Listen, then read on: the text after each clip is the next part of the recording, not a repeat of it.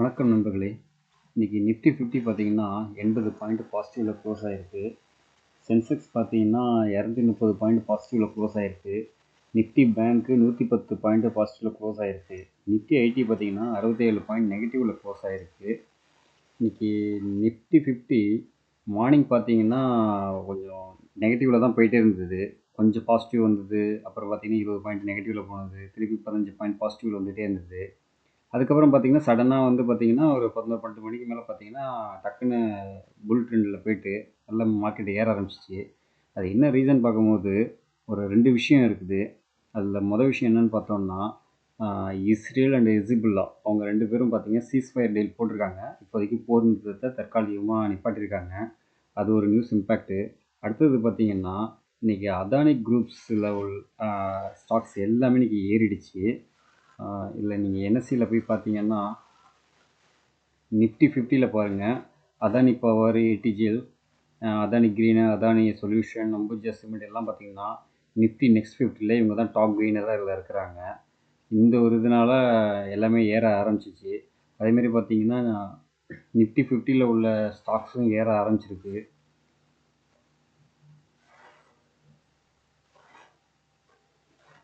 Nifty 50ல் உள்ள Adani enterprises and Adani ports பாருங்கள், அதுவும் டாப்பில் தான் இருக்குது.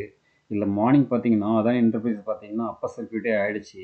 ஸோ இந்த ஒரு நியூஸ் இம்பேக்ட்னால பார்த்தீங்கன்னா மார்க்கெட் வந்து நல்ல ஒரு அப்பில் போயிருக்கு இன்றைக்கி. ஸோ இது ஃபர்தராக அப்பில் போகுமாங்கிறத நம்ம பொறுத்திருந்து பார்ப்போம். எஃப்ஐஎன்டிஏ டேட்டா பார்த்துடலாம். எஃப்ஐ பார்த்தீங்கன்னா இன்றைக்கி 7.5 கோடிக்கு பை பண்ணியிருக்காங்க. டிஐ பார்த்தீங்கன்னா 1301 கோடிக்கு பை பண்ணியிருக்காங்க. இதில் இன்னொரு அப்டேட் என்னென்னா, எஃப்ஐஐ இது வரைக்கும் பார்த்தீங்கன்னா $2 trillion வந்து இது வரைக்கும் சேல் பண்ணியிருக்கிறதா சொல்லியிருக்காங்க. எக்கனாமிக் டைம்ஸில் இந்த நியூஸ் வந்திருக்கு.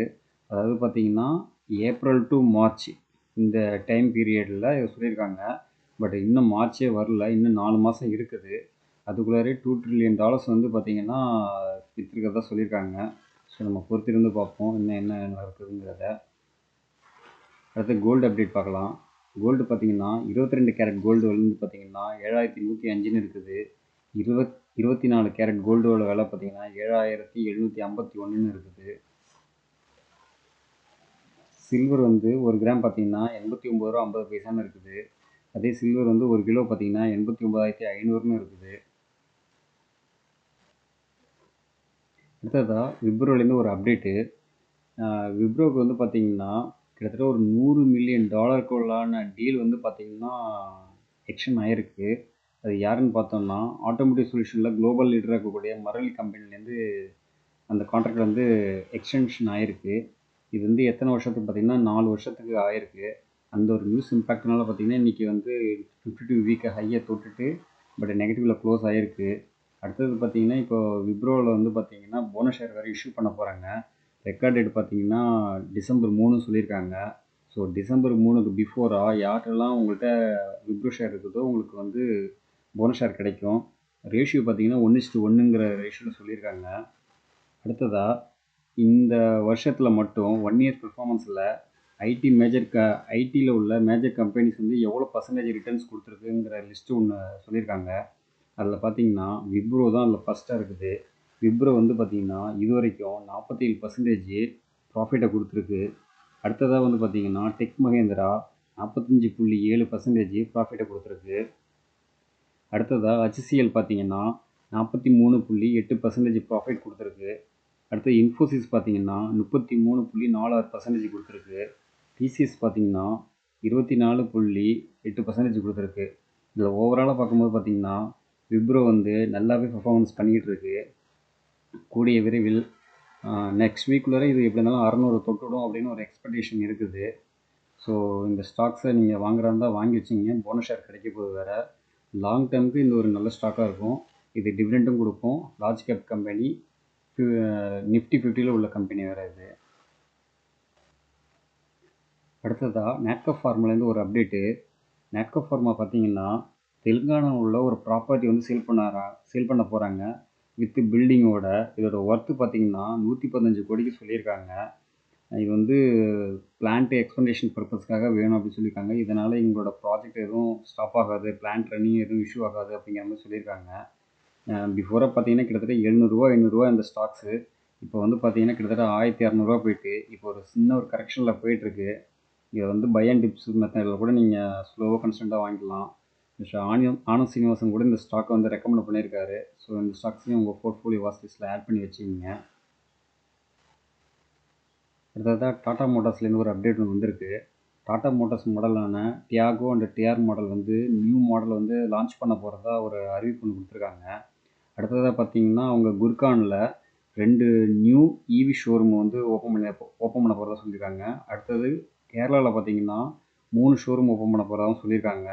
ஸோ இவி செக்டரில் அவங்க ரொம்ப ஃபுல் ஃபோக்கஸாக இருக்கிறாங்க. அடுத்ததாக மஹேந்திராலேருந்து ஒரு அப்டேட் வந்திருக்கு. அவங்க வந்து பார்த்திங்கன்னா இப்போ 2 புது இவி காரை வந்து லான்ச் பண்ண போகிறதா சொல்லியிருக்காங்க. அது வந்து எஸ்யூவி டைப்பில் தான் வரப்போதா சொல்லியிருக்காங்க. அது வந்து பார்த்திங்கன்னா எப்போ ஜனவரியில் ஒரு கார் ஒன்றும், அடுத்தது வந்து பார்த்திங்கன்னா மார்ச்சுக்கு அப்புறம் ஒரு காரும் லான்ச் பண்ணுறதா சொல்லியிருக்காங்க. பேஸ் ப்ரைஸ் பார்த்திங்கன்னா கிட்டத்தட்ட 19 லட்சத்துலேருந்து ஆரம்பித்து அப் டு 25 lakhs வரைக்கும் சொல்லியிருக்காங்க. இந்த நியூஸ் இம்பேக்ட்னால மார்னிங் கொஞ்சம் ஏறுந்து, பட் அந்தளவுக்கு ஏறல, திருப்பி இறங்க ஆரம்பிச்சிருக்கு. ரெண்டாவது பார்த்தீங்கன்னா ப்ரோக்கர்ஸ்லாம் வந்து அவங்களோட டார்கெட்டை வந்து அப்டேட் பண்ணியிருக்காங்க. இந்த ப்ரைஸ்லேருந்து கிட்டத்தட்ட ஒரு 25% வரைக்கும் அப்பில் போகும் அப்படிங்கிற மாதிரி சொல்லியிருக்காங்க. ஸோ இந்த ஸ்டாக்ஸையும் உங்களோட போர்ட்ஃபோலியோ வாட்ச் லிஸ்ட்டில் ஆட் பண்ணி வச்சுக்கிங்க. அடுத்ததாக ஐஜிஎல் ஷேருக்கு பார்த்தீங்கன்னா சில ப்ரோக்கர்ஸ் வந்து கம்பெனி வந்து பார்த்திங்கன்னா அவங்களுக்கு டார்கெட் ப்ரைஸ் வந்து கொடுத்துருக்காங்க. இதில் வந்து பார்த்திங்கன்னா ஐசிஐசிஐ செக்யூரிட்டிஸ் வந்து பார்த்திங்கன்னா கிட்டத்தட்ட ₹412 வரைக்கும் போகும் சொல்லியிருக்காங்க. 29% அப்சைடு போகும்னு சொல்லியிருக்காங்க. அடுத்தது ஆக்சிஸ் கேபிட்டல் வந்து பார்த்திங்கன்னா ₹360 சொல்லி டார்கெட் ப்ரைஸ் சொல்லியிருக்காங்க. 12.5% ப்ராஃபிட் வரும்னு சொல்லியிருக்காங்க. அடுத்தது வந்து பார்த்திங்கன்னா மோர்கன் ஸ்டான்லி வந்து டார்கெட் ப்ரைஸ் வந்து 373 சொல்லியிருக்காங்க. 16.6% ப்ராஃபிட் வரும்னு சொல்லியிருக்காங்க. அடுத்தது சிட்டி புரோக்கர் வந்து பார்த்திங்கன்னா டார்கெட் ப்ரைஸ் வந்து 525 சொல்லியிருக்காங்க. 64% ப்ராஃபிட் வருங்கிற மாதிரி சொல்லியிருக்காங்க. ஸோ இந்த ஸ்டாக்ஸை கொஞ்சம் பார்த்து வச்சுக்கிங்க. இது ஆல்ரெடி டவுனில் போயிடுச்சு. இது கரெக்ஷன் முடிஞ்சிருக்க மாதிரி தான் தெரியுது. ஸோ இந்த ஸ்டாக்ஸையும் பார்த்து வச்சுக்கிங்க. அடுத்து என்பிசிசிலேருந்து ஒரு அப்டேட் ஒன்று வந்திருக்கு. கிட்டத்தட்ட பார்த்திங்கன்னா ஒரு 316 கோடிக்கு ஒரு ஆர்டர் ஒன்று கிடச்சிருக்கு. அது யார்கிட்டருந்து கிடச்சிருக்குன்னு பார்த்திங்கன்னா ஒடிசா வெல்ஃபேர் டிபார்ட்மெண்ட்லேருந்து ஒரு ஆர்டர் ஒன்று கிடச்சிருக்கு. அடுத்தது எல்என்டி ஃபினான்ஸ்லேருந்து ஒரு அப்டேட் ஒன்று வந்திருக்கு. அவங்க வந்து அமேசானோட ஒரு பார்ட்னர்ஷிப் போட்டிருக்காங்க. கன்சியூமர் லெண்டிங் பிஸ்னஸ்க்காக போட்டிருக்காங்க அவங்க. கேஇசி இன்டர்நேஷ்னல் வந்து பார்த்திங்கன்னா ஒரு அப்டேட் ஒன்று வந்திருக்கு. அவங்களுக்கு வேரியஸ் பிஸ்னஸ் மூலியமாக கிட்டத்தட்ட 1114 கோடிக்கு ஆர்டர் கிடச்சிருக்கு. அவங்களுக்கு பார்த்திங்கன்னா இந்த நியூஸ் இம்பேக்ட்னால மார்னிங் கொஞ்சம் ஏறலாம் எதிர்பார்த்தது, பட் ஆனால் அந்தளவுக்கு ஏறல. இப்போ பார்த்திங்கன்னா ஆல்ரெடி 52 வீக் ஹையில் தான் இருக்குது. ஸோ இந்த ஸ்டாக் வந்து ஃபர்தராக ரேலி ஆகிறதுக்கு சான்சஸ் இருக்குது. ஏன்னா அவங்களோட பிஸ்னஸ் வந்து ரொம்ப டெவலப்மெண்ட் பண்ணிக்கிட்டே போயிட்டுருக்காங்க. ஸோ இந்த ஸ்டாக்ஸையும் உங்களோட போர்ட்ஃபோலியோ வாட்ச் லிஸ்ட்டில் ஆட் பண்ணி வச்சுக்கிங்க. அடுத்ததாக ராம்கோ இண்டஸ்ட்ரிலேருந்து ஒரு அப்டேட் ஒன்று வந்திருக்கு. ராம்கோ இண்டஸ்ட்ரி பார்த்திங்கன்னா அவங்களோட பேரண்ட் கம்பெனியான ராம்கோ சிமெண்ட்லேருந்து கிட்டத்தட்ட 12.67 கோடிக்கு ஷேர்ஸ் எல்லாம் பை பண்ணியிருக்காங்க. அந்த ஷேர்ஸோட வேல்யூ பார்த்திங்கன்னா கிட்டத்தட்ட 1,30,900 ஷேர்ஸ் வந்து பை பண்ணியிருக்காங்க. லிக்விடிட்டி கேஷ் மார்க்கெட்டில் வாங்கியிருக்காங்க. அதனால் இன்றைக்கி பார்த்திங்கன்னா ஒரு புல் ட்ரெண்ட் வந்திருக்கு. ஆல்ரெடி இப்போ 52 வீக் ஹையில் தான் போயிட்டுருக்கு. ஸோ இந்த ஸ்டாக்ஸையும் பார்த்துங்க. அடுத்ததாக பார்த்திங்கன்னா ரெயில்டெலுக்கு பார்த்திங்கன்னா கிட்டத்தட்ட 15.21 கோடிக்கு வந்து பார்த்திங்கன்னா ஒரு ஆர்டர் ஒன்று கிடச்சிருக்கு. அடுத்ததாக பார்த்திங்கன்னா ஆஸ்ட்ரல் டிஎம் ஹெல்த் கேர் வந்து பார்த்திங்கன்னா பிரணனா ஹாஸ்பிட்டலுங்கிற ஹாஸ்பிட்டலோட 13% ஸ்டாக்கை வந்து அக்வயர் பண்ணுறாங்க. அடுத்ததாக சிமெண்ட்ஸ் கம்பெனி பார்த்திங்கன்னா அவங்க Q2 ரிசல்ட் வந்து இப்போ அனௌன்ஸ்மெண்ட் பண்ணாங்க. இதில் வந்து பார்த்திங்கன்னா அவங்களோட ரெவென்யூ பார்த்திங்கன்னா 11% இன்க்ரீஸ் ஆகிருக்கு இயர் ஆன் இயரில். அவங்களோட ப்ராஃபிட் வந்து பார்த்திங்கன்னா கிட்டத்தட்ட 45% வந்து இன்க்ரீஸ் ஆகிருக்கு இயர் ஆன் இயரில். டிவிடெண்ட் வந்து பார்த்திங்கன்னா ₹12 தரதா அறிவிச்சிருக்காங்க. ரெக்கார்ட் டேட் இன்னும் வரல, அதை வந்து தான் அப்டேட் பண்ணுறேன். அடுத்தது பார்த்திங்கன்னா இப்போது ரீசெண்டாக ஒரு 3 டேஸில் நல்ல ஒரு அப் ட்ரெண்ட் போயிருக்கு. இது ஆனால் இன்றைக்கி நல்ல ஒரு குவார்டர் ரிசல்ட் கொடுத்தும் கடைசியில் நெகட்டிவில் தான் க்ளோஸ் ஆகிருக்கு. ஸோ ஃபர்தராக இந்த ஷேரை என்னென்னு ஃபர்தர் அனலைஸ் பண்ணி பார்ப்போம் நம்ம. அடுத்ததாக கல்யாண் ஜுவல்லர்ஸ்லேருந்து ஒரு அப்டேட் ஒன்று வந்திருக்கு. அவங்களோட லாஸ்ட் மந்த் சேல்ஸ் பார்த்தீங்கன்னா கிட்டத்தட்ட 40% வரைக்கும் இன்க்ரீஸ் ஆகிருக்கு. அதாவது இயர் ஆன் இயரில் லாஸ்ட் இயர் இதே மந்தில் பார்த்தீங்கன்னா 40% அதோட கம்பேர் பண்ணும்போது இப்போ 40% இன்க்ரீஸ் ஆகிருக்கு. கிட்டத்தட்ட பார்த்தீங்கன்னா 5226 கோடி வரைக்கும் அமௌண்ட் இன்க்ரீஸ் ஆகிருக்குங்கிற மாதிரி சொல்லியிருக்காங்க அவங்க.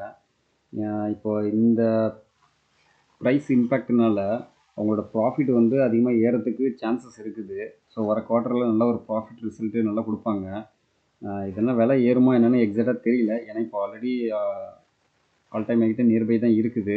ஸோ பொறுத்திருந்து பார்ப்போம். அதேமாதிரி பார்த்தீங்கன்னா டைட்டன் ஷேரும் சரி, தங்கமல் ஷேரும் சரி, அதுவும் ஏறத்துக்கு அதிக சான்சஸ் இருக்குது. ஏன்னா கோல்டு ப்ரைஸு திருப்பி எகைன் பவுன்ஸ் பேக் ஆகி ஏறிக்கிட்டே இருக்குது.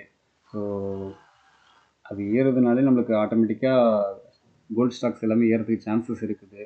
ஸோ இந்த ஸ்டாக்ஸ் எல்லாம் ஃபர்தராக நம்ம வாட்ச் பண்ணிகிட்டே இருப்போம். ஸோ இன்றைக்கி உங்களுக்கு கொடுத்த இன்ஃபர்மேஷன்லாம் கொஞ்சம் யூஸ்ஃபுல்லாக இருக்கும்னு நினைக்கிறேன். ஸோ நெக்ஸ்ட் வீடியோவில் மீண்டும் சந்திப்போம். நன்றி நண்பர்களே.